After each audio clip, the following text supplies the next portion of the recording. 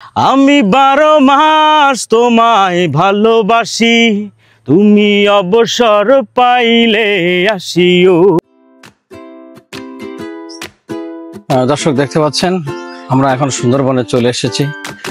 সুন্দরবনের পাশে যে ছোট রাস্তা দিয়ে আমরা চলছি তো আমাদের মোটর বাইক ছুটে চলছে। ডান পাশে দেখতে পাচ্ছেন এটা হচ্ছে সমুদ্র।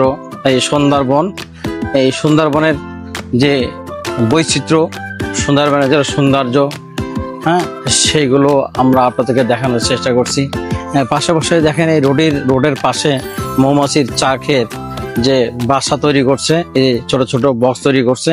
আমরা যাচ্ছি এই যে বনের ভিতর দিয়ে কিন্তু হাঁটতেছি। এই বনের ভিতরে কিন্তু এই ব্রিজের মতো করা আছে, এই ব্রিজ থেকে আমরা পার হচ্ছি। দেখেন এই কাঠ দিয়ে শাখা মতো তৈরি করে দেওয়া হয়েছে। তো আমরা এটার উপরে উঠতে পারবো। এখানে উঠে আমরা পুরো সমুদ্র আর সুন্দরবনটা উপভোগ করতে পারবো। এগুলো এখন বাচ্চা দিবে, মাছগুলো বাচ্চা দেওয়ার কারণে এখন পিক সময়, যে কারণে নদীতে নৌকা জাহাজ বড় বড় ইয়েগুলো চলা নিষেধ। জাহাজটা চলছে কিন্তু নৌকাগুলো জেলেরা এগুলো চলা এখন নিষেধ, যে কারণেই পুরো সুন্দরবনের একবারই শেষ প্রান্তে চলে এসেছি। এই দেখেন শেষ প্রান্তে না, আমরা মোটামুটি একটা ভালো ভিউতে চলে এসেছি। এই দেখতে পাচ্ছেন এখানে দাঁড়ালে সুন্দরবনে অনেক বড় একটা ভিউ আপনি পেয়ে যাবেন। এখানে দেখতে পাচ্ছেন ওই পাশে ইয়েগুলো রাখা হয়েছে, লঞ্চগুলো ট্রলারগুলো রাখা হয়েছে। এখন আসলে নদীতে কোনো কিছু নাই, কারণ এখানে এখন 3 মাসের জন্য বন্ধ রয়েছে সব কিছু চলা। মাছগুলো বাচ্চা দিবে। তো আমরা এখন একটু ঘুরে ঘুরে আপনার এখানে দেখানোর চেষ্টা করেছি। আর পাশাপাশি আমরা এমন একটা জায়গায় আপনাদেরকে নিয়ে যাব যে জায়গাটাতে গেলে পুরো সুন্দরবনের অনেক কিছু উপলব্ধি করতে পারবেন এবং ভালোভাবে উপলব্ধি করতে পারবেন। চলুন আর দেরি না করে আমরা সেই ভিউতে চলে যাই, একটু আপনাদেরকে দেখাই। বন্ধুরা, আমরা এমন একটি জায়গাতে উঠেছি, আকাশনীলা রিসোর্ট থেকে আপনাকে দেখানোর চেষ্টা করছি। এখন আমরা আকাশনীলা রিসোর্টে আসছি। এই আকাশনীলা রিসোর্টের ভিতরে প্রবেশ করে আমরা যে টাওয়ারটা দেখতে পাচ্ছি, এই টাওয়ারটাতে আমরা এখন উঠছি। আমরা এই টাওয়ার থেকে আপনাদেরকে উপরে দেখাবো পুরো সুন্দরবনের একটা ভিউ। পুরোটা দেখাতে পারবো না, আংশিক কিছু ভিউ আপনাদেরকে দেখাতে পারবো, যেটা দেখলে হয়তো বা আপনাদের ভালো লাগবে। আর আপনাদের যদি ভালো লাগে তাহলে হয়তো বা আমাদেরকেও ভালো লাগবে। আমরা এখন উঠতেছি, টাওয়ারে প্রবেশ করছি।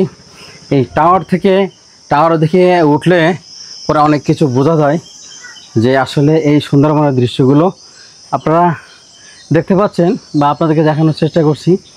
এই চারিপাশে কিন্তু দোকান, ওই পাশে রিসোর্ট আছে। তো সব কিছু মিলে রিসোর্টটা আপনাদের দেখানোর চেষ্টা করছি। আর সামনে যে গাছপালা আছে দেখেন, এই গাছের ভিতরে কিন্তু পুরোটা এরকম জঙ্গল, এরকম মাইল কি মাইল জঙ্গল, যেটা এখান থেকে আপনারা দেখলে হয়তো বুঝতে পারবেন, অনেক জঙ্গল। তো আমরা এখান থেকে সমুদ্রর বা সুন্দরবনের প্রাকৃতিক সৌন্দর্যটা উপভোগ করার চেষ্টা করলাম এবং আপনাদেরকে দেখানোর চেষ্টা করেছি। বিশেষ করে এই মুহূর্তে কিন্তু দেখছেন নদীতে বা সাগরে কোনো লঞ্চ বা নৌকা বা ট্রলার এগুলো কিন্তু চলছে না, এগুলো নিষেধ 3 মাসের জন্য। কারণ মাছগুলো এখন ডিম দিবে, বাচ্চা দিবে, যার প্রেক্ষিতে এগুলো চলাচলে নিষেধ। এখন যদি কেউ চলাফেরা করে তাহলে তাদের জরিমানা আছে, যে কারণে এখন এইগুলো এখন বন্ধ আছে। তো আমি আপনাদেরকে ঘুরে ঘুরে সেই দৃশ্যগুলো দেখানোর চেষ্টা করেছি এবং দেখিয়েছি। পাশাপাশি আপনারা দেখতে পাচ্ছেন যে গাছগুলো বা সুন্দরবনের যে সৌন্দর্যগুলো, এই রিসোর্ট, এই রিসোর্টটা হলো আপনার মুন্সিগঞ্জে। এই মুন্সিগঞ্জে আসলে আপনার সুন্দরবনের এই পুরো ভিউটা পেয়ে যাবেন। আপনি যদি ভিতরে না যেতে চাইলেও এখান থেকে অনেকটাই আপনি উপলব্ধি করতে পারবেন।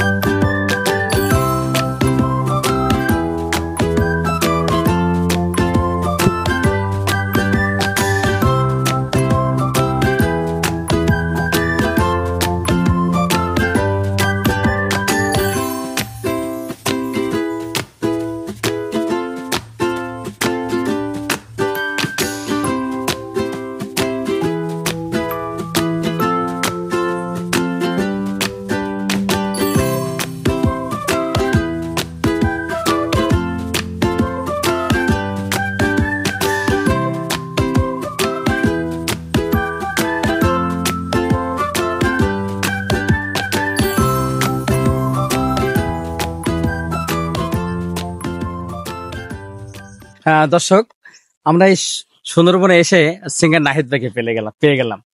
আর এই নাহিদ ভাইকে যত পেয়ে গেলাম, একজন গুণী সিঙ্গারকে পেয়ে গেলাম। আর গুণী সিঙ্গারকে পেয়ে গেলাম, এক কবি গায়ক কলি গান শুনবো না, এটা তো হয় না। তো আমরা নাহিদ ভাইয়ের কাছ থেকে এখানে বসে একটু মজা করবো, একটু গান শুনবো। নাহিদ ভাই, আমাদের কোন গানটা শোনাতে যাচ্ছেন? আমি বাচ্চু ভাইয়ের একটা গান আপনাদের শোনাবো। আমি 12 মাস তোমায় ভালোবাসি, তুমি অবসর পাইলে আসিও। আমি 12 মাস তোমার আশায় আছি, তুমি সুযোগ পাইলে বন্ধু আসিও। আষাঢ় শ্রাবণ ঘন বর্ষার সাথে, দিনগুলি কাটে না বিরহ ব্যথাতে।